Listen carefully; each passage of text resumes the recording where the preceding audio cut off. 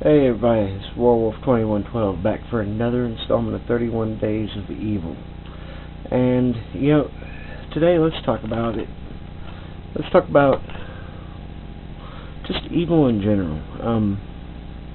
What really makes a great villain. And, is it a presence that just exudes fear? Is it being so damn intelligent that all the heroes look stupid when compared to you? Is it an overbearing ego? Well, yeah, those things are pretty evil. But what is really, really, really evil? Well, it's someone who has all those. And it's someone who you could interchange with any hero and still feel like, with any number of heroes, and still feel like the heroes are outclassed. In the Marvel Universe, well, the terrestrial Marvel Universe, there is one character who is that. He is the personification of that. And he has the coolest name of any villain in the world.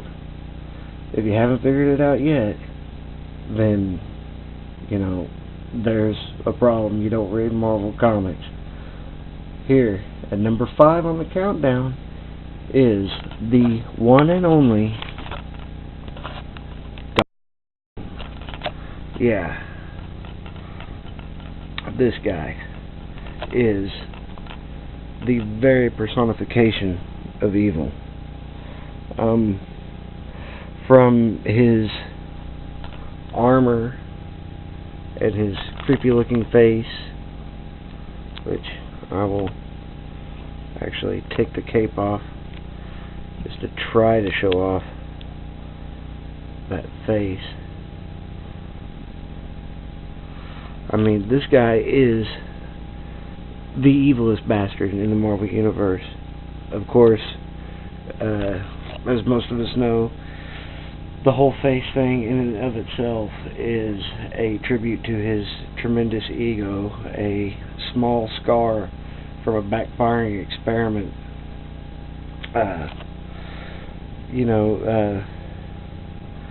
Made Doom think that he was hideous, and as such, and this is really, again, just a tribute to the evil dementedness of this guy.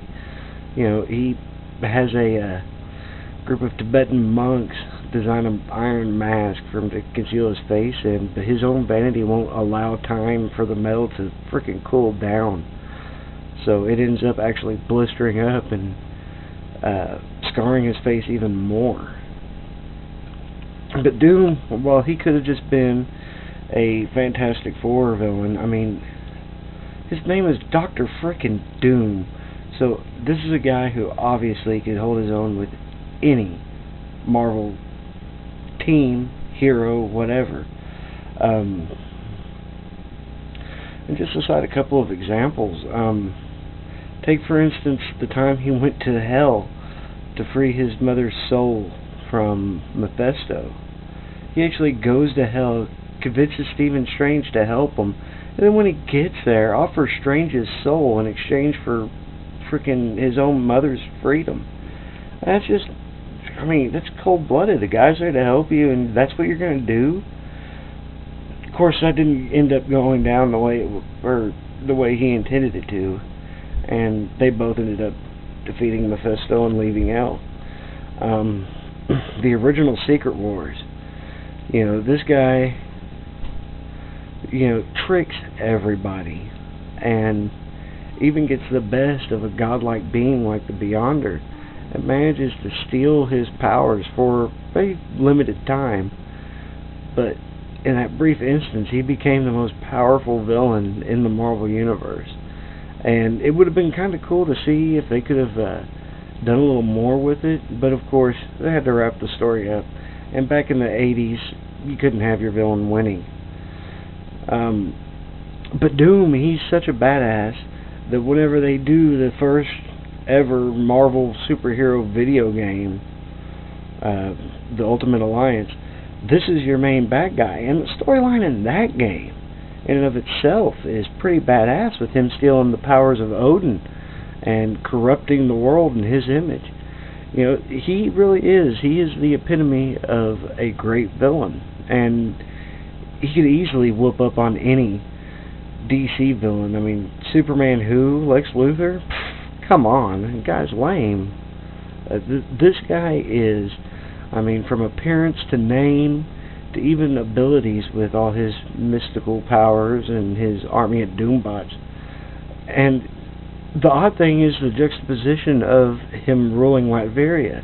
I mean, yes, this is the ruler of a country, Latveria, and this fear-inducing bastard isn't hated by his people. In fact, they rather love him. They think that he is a great leader. And granted, he leads by fear, but they're also one of the most protected nations in the world. So anyway, this is Werewolf 2112 saying, until tomorrow, Excelsior.